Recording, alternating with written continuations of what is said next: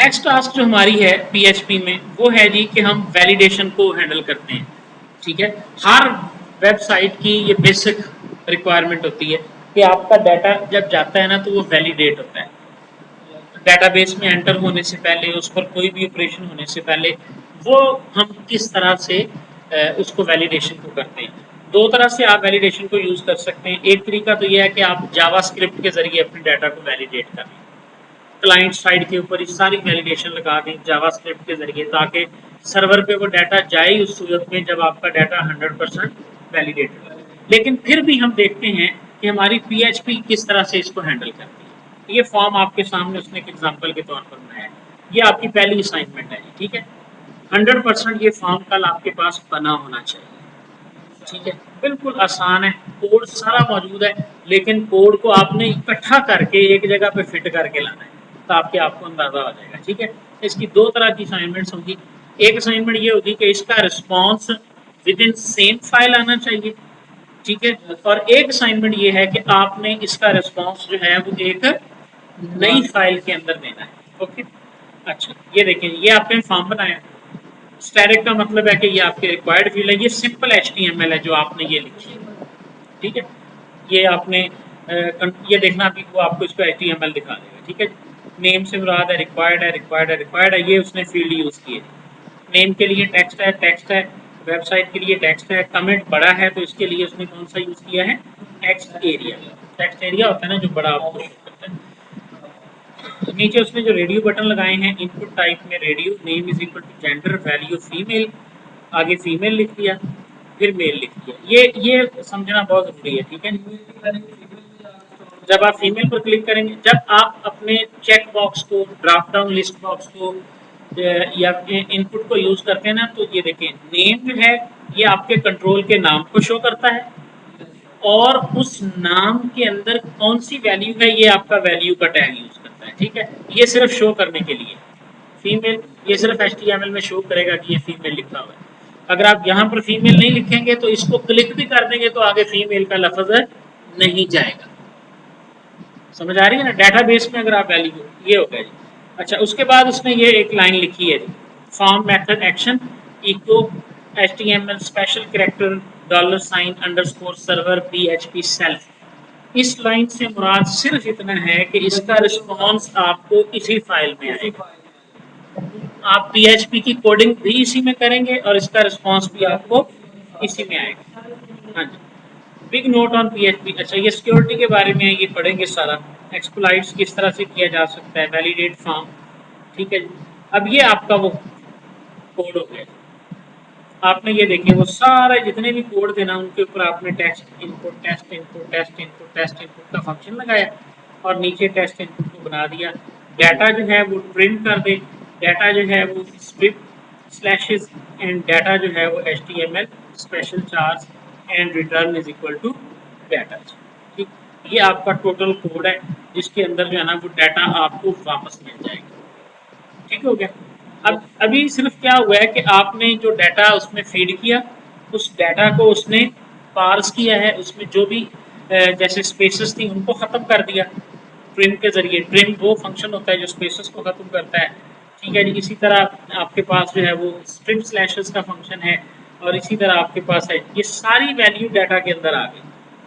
अब इसके ऊपर आपने वैलिडेशन नहीं अभी लगाई, वैलिडेशन अभी नहीं लगी। ये आपका कोड हो गया, दोबारा से देख लें, HTML भी आ गया, ये उसी फाइल के अंदर लिखा जा रहा है सारा। अब आपकी रिक्वायर्ड वाली वैलिडेशन ये है कि आपने रिक्वायर्ड को कैसे चेक किया। ये देखें, ये आपने कोड लिखा PHP, लंबा चौड़ा कोड नहीं है, हमें इसको इससे परेशान हो। देखिए, define variables and select empty values. आपने वेरिएबल बना दिया जी, नेम एरर हो, ईमेल एरर हो, यानी चारों में अगर एरर है तो ये एक वेरिएबल आपने बना दिया जिसको आपने खाली शो कर दिया। ठीक है, ये ऐसे ही है जैसे हम लिखते होते int x is equal to 0, एक वेरिएबल बनाया और उसकी वैल्यू क्या कर दी, 0। चूंकि ये स्ट्रिंग वेरिएबल्स हैं, इसमें स्ट्रिंग डाटा है, इसलिए हमने इसको एक एम्प्टी स्ट्रिंग से इनिशियलाइज कर दिया। नीचे वो चारों ले लिए हमने, नेम वाला भी, ईमेल वाला भी, चारों को डिक्लेयर करके हमने क्या कर दिया, एम्प्टी स्ट्रिंग। अब हमारे पास 5 चीजों ने आना है वहां से, पांचों के लिए हमने 5 वेरिएबल ले लिए। अच्छा जी, ये लाइन जो है ये पोस्ट, इसका मतलब क्या है कि अगर तो डाटा पोस्ट मेथड से आ रहा है तो वेलकम, अदरवाइज कह दो कि कुछ नहीं करना। यानी ये एक डबल चेक है कि आपका डाटा रास्ते में हैक नहीं हुआ, समझ आ रही है, और किसी ने उस डाटे को हैक करके किसी और मेथड से नहीं भेजा। ठीक है, अगर आपका डाटा पोस्ट मेथड से आया तो सबसे पहले देखो क्या लिखा है उसने, if empty dollar sign P name, और से देखो क्या है। एम्प्टी एक ऐसा फंक्शन होता है, एक एम्प्टी पीएचपी का बिल्ट इन फंक्शन है एम्प्टी, जो कि चेक करता है कि इस वेरिएबल में डाटा मौजूद है या। ओके, अब ये वो फंक्शंस हैं। सबसे पहले उसने क्या चेक किया, इफ एम्प्टी पोस्ट नेम, अगर नाम आपका खाली है तो क्या कर दो, जो नेम एरर है ना उसमें लिख दो नेम इज रिक्वायर्ड। कैसे लेकर आएगा, नहीं ये उसी उसी फाइल में लिखा जा रहा है, ये कोड उसी में लिखा जाएगा।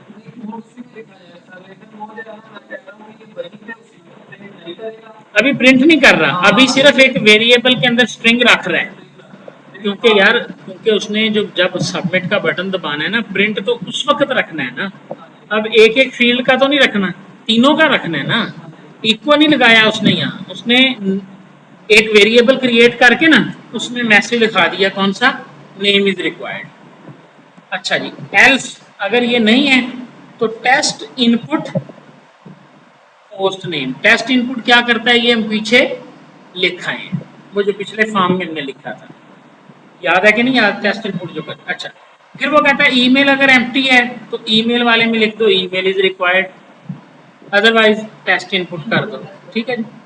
अच्छा जी, आगे देखें जी, अगर वेबसाइट वाले में देखें एम्प्टी है, हाँ ठीक है, empty dollar sign post website है, अगर ये खाली है तो dollar sign website is equal to खाली, इसमें खाली छोड़ दो, एल्स जो है ना वो इसको वेबसाइट कर दो। ठीक है जी, कमेंट जो है वो अगर खाली है तो इसको भी खाली कर दो, क्योंकि ये रिक्वायर्ड नहीं है ना हमारे लिए। जेंडर जो है ये जेंडर रिक्वायर्ड है, अगर आपने क्या किया, इज एम्प्टी पोस्ट जेंडर, क्योंकि जेंडर के अंदर ना जनाब एक वैल्यू आनी चाहिए, या फीमेल आना चाहिए या मेल आना चाहिए। ठीक है, अच्छा उसमें फीमेल या मेल कोई नहीं है तो उसने कहा जेंडर इज रिक्वायर्ड और टेस्ट इनपुट जेंडर। अब आप देखें कि ये चारों मैसेज उसने क्रिएट कर लिए, चारों को चेक कर लिया, खाली होने की सूरत में भी मैसेज आ गए और फिल होने की सूरत में भी, ये उसकी फंक्शनैलिटी पूरी हो गई। अच्छा, अब आगे देखें इनको शो कैसे किया उसने, ये देखें जरा, ये बड़ा अहम है। ठीक है, जहां पर उसने इनपुट लगाया था ना उसी के साथ उसने क्या लगाया, span class error PHP echo, क्या लिखा, नेम एरर। नेम एरर वाला मैसेज जो है ना वो टेक्स्ट बॉक्स के बिल्कुल आगे प्रिंट हो जाएगा। ठीक है, हाँ जी हाँ जी, वो जो हमने लगाए थे, ईमेल एरर यहाँ, वेबसाइट एरर यहाँ, और जनाब जेंडर एरर जो है वो यहाँ। बात समझ में आई कि कोई नहीं। ठीक है, अब इस एग्जांपल को रन करें और हमारा आज का काम खत्म हो गया। देखें जी, ये आपका कोड है।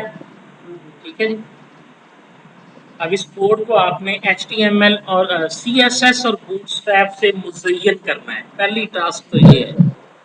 समझ आ रही है, पहली टास्क क्या है, इस कोड को मुज़य्यन करना है। ठीक है, दूसरा ये कोड इस तरह से लिख के और समझ के आना है कि मैं अगर चेंज करवाऊँ तो मुझे चेंज आनी चाहिए। ये नहीं है कि यहाँ से कॉपी पेस्ट करके आपने वहाँ रख देना। बात समझ में आई कि कोई नहीं, बेस्ट ये वो सारा कोड है, पीछे जो हमने 5 या 4 जगह पे लिखा है वो सारा इकट्ठा करके उसने यहाँ लिख दिया। लेकिन मैं इस कोड के अंदर चेंजिंग करूंगा और आपसे कहूंगा कि ये चेंज करके मुझे दिखाएं। समझ आ रही है ना, तो अगर आपने समझ के लिखा होगा, सारे को समझा होगा, खुद से टाइप करके एक एक हिस्से को जोड़ा होगा तो आपको समझ आएगी। अब आप सबमिट का बटन दबाएं तो आप देखें जी कि ना लिखा हुआ आ गया, gender is required required required. Okay,